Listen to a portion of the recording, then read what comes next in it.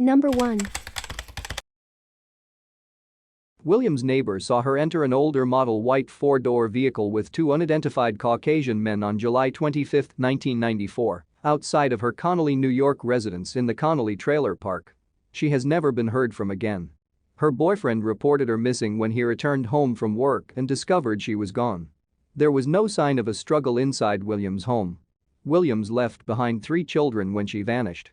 She also left her multiple sclerosis medication. She has not used her credit cards or renewed her driver's license since her disappearance. At the time she went missing, Williams was separated from her husband, who is the father of her 2 older children, and was living with her boyfriend, who is the father of her youngest child. Foul play is suspected in Williams' disappearance. Investigators have a suspect in her disappearance, a man with a history of mental illness, who told police he was involved in Williams' case and in the disappearance of Cindy Rowells, who disappeared from Kingston, New York in 1986. He told authorities where they should look to find evidence in both cases. Police consider the man's statements to be credible, but he has not been charged in connection with either case due to a lack of evidence to support his statement. Both disappearances remain unsolved. Number 2. Steele was last seen on May 1, 2008. At 2 p.m., she left the home she shared with her mother in the 1100 block of Webster Street in Schenectady, New York. She said she would be back in 2 hours to pick up her 2 young children and go to a barbecue. Steele cashed a check and ran some personal errands. She never returned home and has never been heard from again. She did not have a car at the time of her disappearance. Steele's life before her disappearance had been troubled. She was raised mostly in foster care and, as an adult, she worked for a time at a strip club and allegedly sold marijuana on occasion. She accused her youngest child's father of rape, and his trial was supposed to start in May 2009, the same month Steele disappeared. She was supposed to testify against him. The man was reportedly in jail when she disappeared. The day she vanished, Steele told a female friend that she was pregnant and would see the doctor that same day to find out how far the pregnancy had progressed. She apparently did arrive for her doctor's appointment. In mid-April 2009, about 2 weeks before she went missing, Steele asked her half-sister to take care of 2 of her 4 children for a month. Steele's half-sister said she would only do so if she were given legal temporary custody. Steele refused to do that. Her brother offered to take the children instead, but she turned him down. After Steele's disappearance, her 2 older children were placed father, Steele's ex-husband, the younger 2 were placed with their grandmother.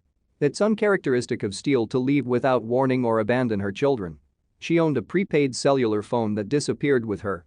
The police tried the number several times after her disappearance, and the cell phone kept functioning for a while, but no calls were ever made from it. She was receiving disability payments for a bank injury, and the checks continued to come in the mail after she went missing. Steele's case remains unsolved. Number 3. Sullivan was last seen at the drive-through window of a Burger King restaurant on Chile Avenue in Gates, New York at 5:48 a.m. on July 7, 2007. His red 1995 Pontiac Sunfire with New York license plate number DXU3048 was found abandoned at the end of Leadington Street, near a wooded area, later that day. The Burger King purchase receipt, fast food wrappers and Sullivan's bank card and phone charger were inside it. There were no signs of foul play in or around the vehicle. Sullivan was last heard from when he left a friend a voicemail at 6:10 a.m. on July 8, the day after he was last seen. He has not been seen or heard from since. Sullivan is a graduate of Churchville Chile High School and was a student at Monroe Community College at the time of his disappearance. He had held a job at the college bookstore and had saved up enough money to buy his car.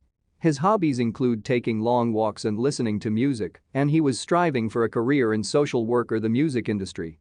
Sullivan's family stated he was not having any personal problems at the time of his disappearance, although he was unemployed. Prior to his disappearance, he had ordered some microphones and sound mixing equipment, which arrived in the mail after he went missing. Derek Murray is the prime suspect in Sullivan's disappearance. A photo of him is posted with this case summary. He died in August 2016, at the age of 49. Investigators believe Sullivan and Murray knew each other and spent time together in southwestern Rochester. Murray did not have an unusually long or violent criminal record, but he did have a history of run-ins with the police. He had been a suspect in Sullivan's case since shortly after Sullivan disappeared, a fact not made public until after Murray's death.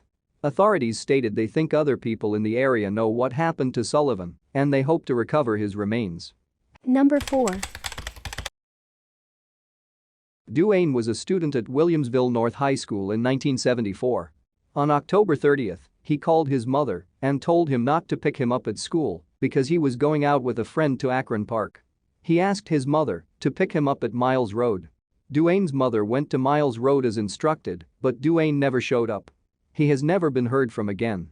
A Tonawanda, New York man named Michael Thurman confessed to Duane's murder in 1986. A photograph of Thurman is posted with this case summary. He first became a suspect in Duane's disappearance in 1986. Thurman, who was 18 years old in October 1974, says Duane met him on October 30th at County Road in Clarence to complete a drug transaction. The two of them began to argue over money, and the argument escalated into a fight. Thurman shot Duane to death and buried him near North French Road in North Amherst, New York. Police spent months digging at that location after hearing the confession, but never found any remains. For many years Thurman remained a free man because authorities did not feel they had the evidence to convict him of Duane's murder without a body. However, in recent years the courts have become more lenient in prosecuting homicides where there is no body and the presumption of Duane's death was great. Since his disappearance he has not contacted his family or any of his friends, and he left all his personal belongings behind.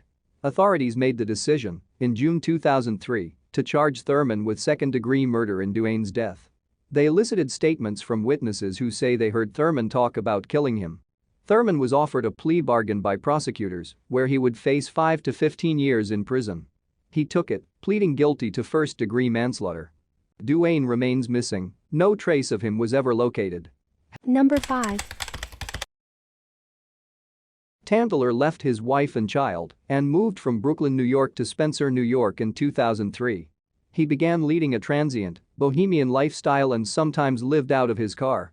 He was residing with several roommates in a house in the vicinity of State Road 34 to 96 and Cowell Road when he disappeared on June 24, 2005. He told a neighbor he had to go to the Department of Motor Vehicles, DMV, in Ithaca, New York, to return his car's license plates as the vehicle no longer carried insurance. Tandler never arrived at the DMV and has never been heard from again.